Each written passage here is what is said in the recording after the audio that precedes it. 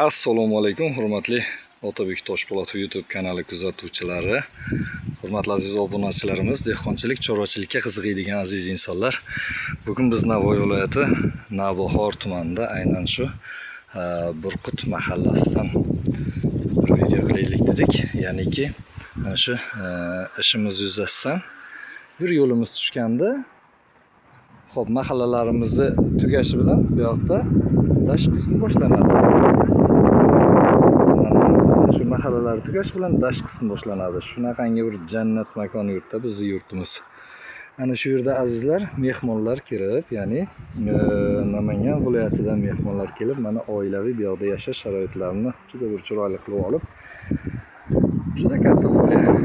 Meni o'ylashimcha taxminan bir 10 gektarlar joyga qovunlar ekib, ayni damda qovunlari deng g'arq pishgan holatga kelibdi. Bularni qarang. Ya maşallah.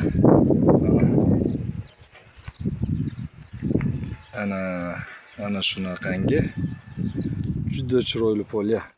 Haligi mehnatni samarasini ko'radigan payt kelibdi-da inshaalloh. Juda ham bir chiroyli holatda. Bu qovunlarni qarang. Juda ham bir chiroyli holatda.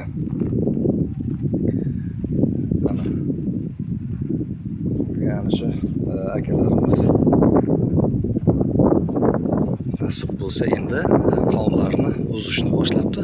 Bir yo'limiz tushganligi uchun aka video qilib qo'ysam bo'ladimi? Qaysidir ma'noda xalqimizga bir manfaati tegsa degan ma'noda ruxsat so'rab video qilyapman.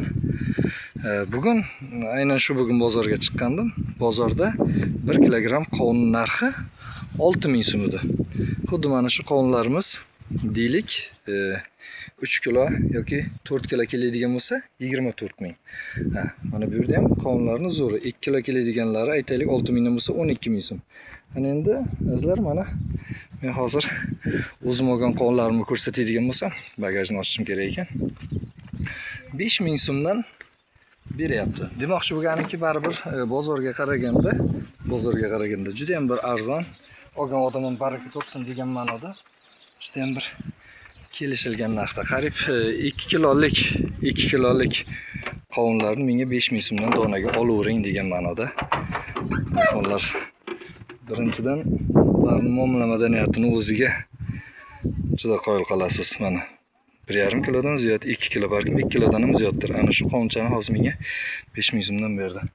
Bir 4 ta olib oldim oilamizga, bolalarimizga deb. Kelaverasizlar manzilda. Yana bir bor eslatib o'taman. Navoiy viloyatining Navbahor tumani ana shu Burqut mahallasidan dash qismiga chiqadigan joyda namanganlik mehmonlarimiz kelib, sekin mana qovunlarni uzishni boshlab yuborishibdi. Hozir men bir akamizning nomerlarini oldim, mana qovunlarni uzishni yana boshlab yuborishdi. Ana shu nomerlarni profilga qo'yib qo'yaman.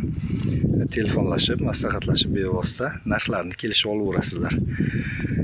Alloh dehqonchiliklarimizga, chorvachiliklarimizga, halol kasb kamolotimizga o'z barakatini nasib etsin. Hammalaringizga rahmat.